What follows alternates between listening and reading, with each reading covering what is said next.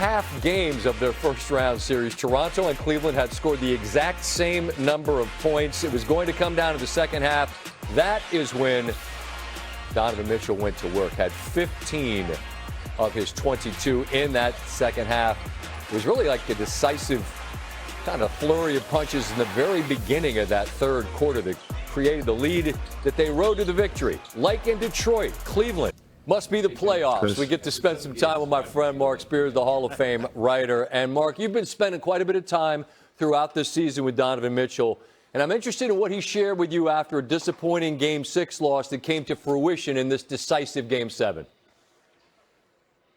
Well, Scott, disappointing was an understatement, the way they ended that game in Toronto, and embarrassing and tough fashion, which cost them 3 days of rest for this next series. And, you know, I expected Donovan to be dour afterwards, but he smiled to me and he told me, I'm excited. It's why you go get home court. Game 7s, do or die. This is why you compete. This is why you're late in the gym in the offseason. I'm excited for it. And at that time, I was like, okay. I kind of felt like they were going to be all right.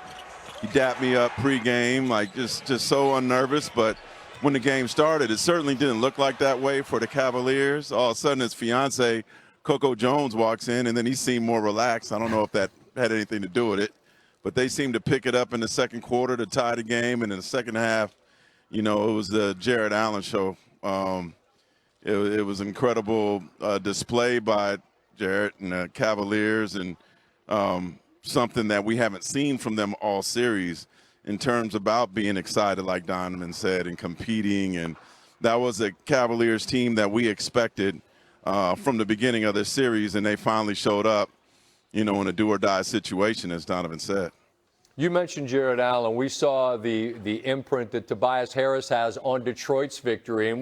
And Cade is the star there. Donovan's the star in Cleveland. Then you might say Mobley second. But Jared Allen's fingerprints are all over both ends of the floor here in impacting this game. How, from your seat, do you feel like Allen was a differentiator tonight and then moving on or not?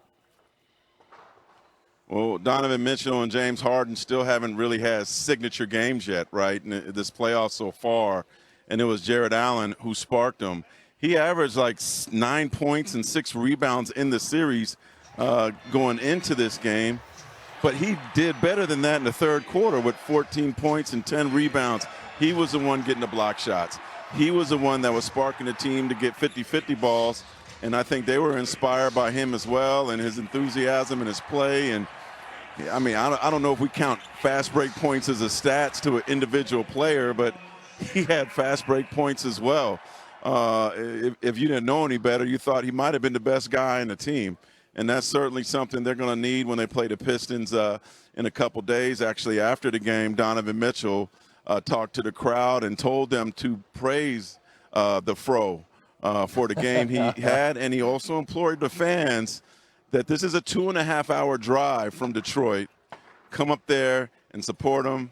Both teams have a day off before Game 1.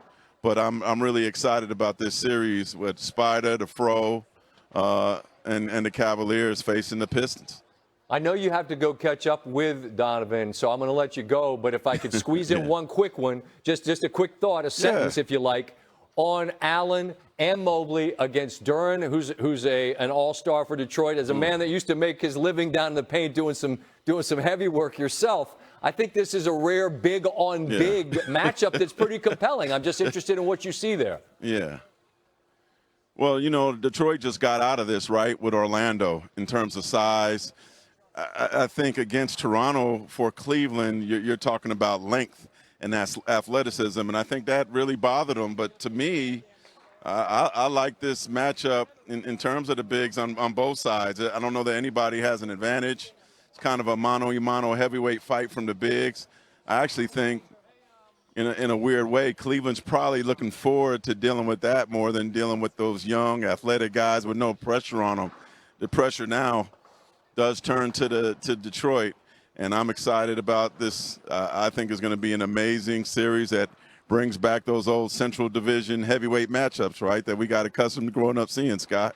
No doubt, no doubt. Well, I know you got to go catch up with Donovan. Please send my regards to him and the rest of the fellas in Cleveland, and I look forward to talking to you again soon, all right?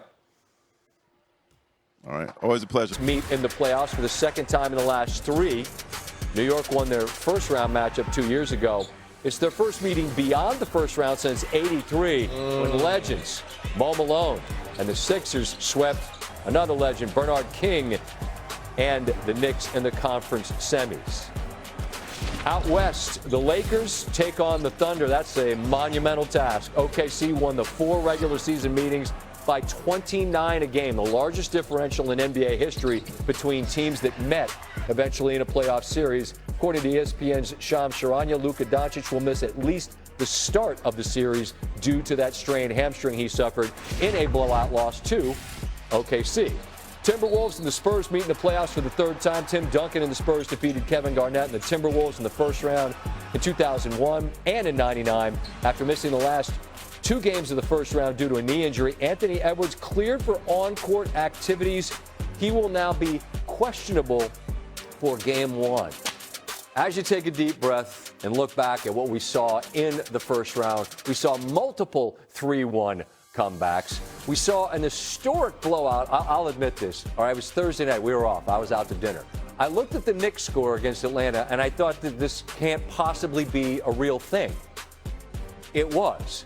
We saw the Rockets up 6 with the ball on their home floor in 30 seconds, lose a game and lose a series to an injured Los Angeles Lakers team. We saw Wemby get injured in the series against Portland, where they go on the road, are down 15 in both games on the road, came back and won both of them. We saw an injured Minnesota team win over Denver, and we saw Jaden McDaniels walk it and talk it. And as I said on Twitter, the only time I saw that guy's expression change is when he smiled when Jokic and he locked up after Game 4. All this is fun. I don't know if it matters because OKC's just out there going, y'all let us know when you're ready. We're ready to roll. We played 4 games. We've won them all. Guaranteed, Steve, you love this. I'm sure we'll talk about it on the pod. New blood in the East. Yeah. New blood in the East. Fresh faces. We're going to have somebody new. Maybe OKC's out there as the final boss. Maybe the Spurs or the Nuggets will have something to say about it. Maybe the Lakers will as well. That force for Detroit being that second option. He started the series slow. He started the series getting outplayed by Wendell Carter Jr. Not the other one. Not the other name. Not the other name. But he ended up finishing the series. His, you know, I think he had 15 and 15, 6 offensive rebounds in the closeout game. I'll take that from Jalen Green. So way to bounce back, JD. Can I ask you guys what's going to be our main takeaway from the 1-seed Detroit Pistons, obviously getting into that 3-1 hole, but still managing to win the series? What the takeaway? Cade Cunningham. Is a superstar. That's it. He showed us time and time again. Yes, Cade Cunningham is a superstar. I mean, he showed us in this series. He cannot be denied. It's amazing what this guy's doing, right, in a 7-game series. He missed 11 games, came back and only played 3 games, and now in the 7-game series where he is the engine for this team, having to do so much. I don't think y'all really understand. These 3 guys, you don't know. But bringing that ball up the court, and having to initiate the offense, he's guarding, you know, on the other end. He has to do so much and so much energy that that's the takeaway.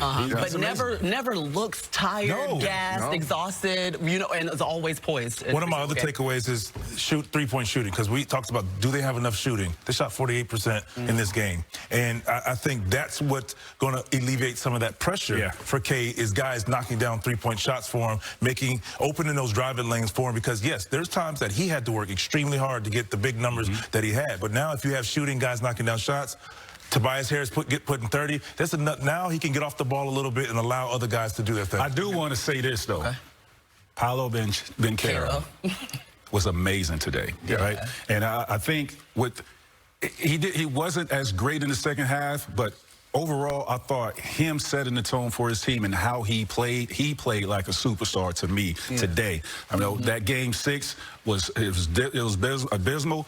The Game 5 was amazing, but I think for him, if he had another guy that like Tobias Harris to bring along with him, it would have been a different outcome. So if I'm Paolo, I'm going into that front office and I'm talking to my management, and we got to figure some things out, because what I see from this roster and what I've seen for a couple guys on that roster, they shouldn't be on there next year. Remember, Franz is another guy that they had out, which would have been another big score for him. Gotta go. I thought you were going to say, oh, there's something to build on here. You know what I mean? Battle got the play-in.